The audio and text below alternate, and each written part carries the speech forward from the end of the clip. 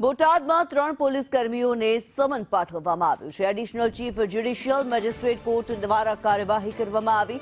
3 police કોન્સ્ટેબલોને હાજર થવા હુકમ કરાયો છે। વર્ષ 2022ના જૂના કેસમાં મોટો વળાંક આવ્યો। શિવરાજભાઈને માર માર્યાનો આક્ષેપ હતો। અનિરુદ્ધસિંહ ચુડાસમા, કૌશિક જાનીને કોર્ટનું સમન્સ પાઠવવામાં આવ્યું છે। કોન્સ્ટેબલ રાહિલ સિદાતરને કોર્ટનું સમન।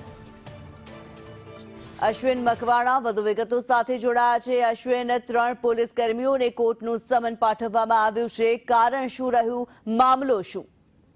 ચોક્કસથી કેનેરી વાત કરવામાં આવે તો Botad additional chief judicial magistrate court કડક કાર્યવાહી 3 કોન્સ્ટેબલને સમન્વય કરવામાં આવે છે।